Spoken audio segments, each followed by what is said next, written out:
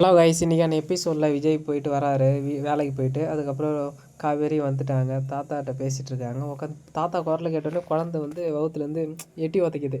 அதுக்கப்புறம் அதுக்குள்ளே என் வாய்ஸுக்கு உங்களுக்கு ஃபேன் ஆகிட்டான் அப்படின்னு சொல்லி காவேரி சொல்ல, தாத்தா உங்கள் வாய்ஸ் கேட்டால் உதைக்கிறோம் தாத்தா அப்படின்னு சொல்கிறாங்க. அப்படியா, இப்போ ஏன் பேரன் என் மேலே எவ்வளோ ஆசையாக இருக்கான் பாரு அப்படின்றாங்க. எல்லாம் சந்தோஷமாக இருக்கப்ப கல்யாணிக்கு தான் மயக்கம் போட்டு கீழே வீணிட்டா.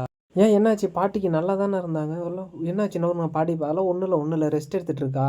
அந்த சிந்து பொண்ணு தான் காப்பாற்றினா. ஸ்லோ சுகர்னு எங்கள் யாருக்குமே தெரியல. அதுக்கப்புறம் பாலில் சக்கரெலாம் போட்டு கொடுத்து குடிக்க வச்சார். நான் கூட கையெல்லாம் தட்டி விட்டேன், பாவமாக இருந்துச்சு.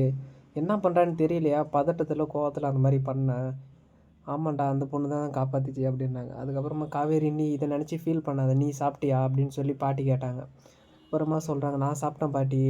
சரி விடு, பார்த்துக்கலாம், எல்லாம் நல்லதுக்கு தான் அப்படின்னு நினச்சிக்கிட்டாங்க. அந்த குடும்பம் இங்கே தங்குனது ஒரு வகை நல்லதாக போச்சுன்னு உட்காந்து ஃபீல் பண்ணிகிட்டு இருந்தாங்க. அதுக்கப்புறம் விஜய் வந்து உள்ளே வரலாமான்னு கேட்க, ஐயோ தம்பி, இது உங்கள் வீடு தம்பி, நீங்கள் வரலாமான்னு கேட்குறீங்க, வாங்க உள்ளே வாங்க. நீங்கள் பண்ணிருக்க உதவிக்கு நான் என்ன பண்ண முடியுமோ எனக்கு தெரியாது, ரொம்ப நன்றி, ரொம்ப தேங்க்ஸ்ன்னு எல்லோரும் சொன்னாக்கா, நீங்களும் பண்ணுறீங்க, என்னோடய கடமை தாங்க செஞ்சுன்ட்டு காசு கொடுத்தாரு.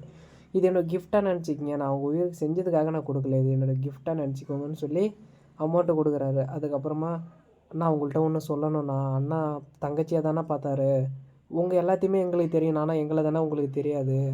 அவர் என்கிட்ட தப்பாக நடந்துக்கல, கால் விளாண்டுருந்தோம், கால் சுலுக்கிச்சு, கீழே விழ போனால் வந்து பிடிச்சாரு, நீங்கள் தான் தப்பாக நினச்சிக்கிட்டீங்க அப்படின்னு சொல்லி நர்மதா சொல்கிறா.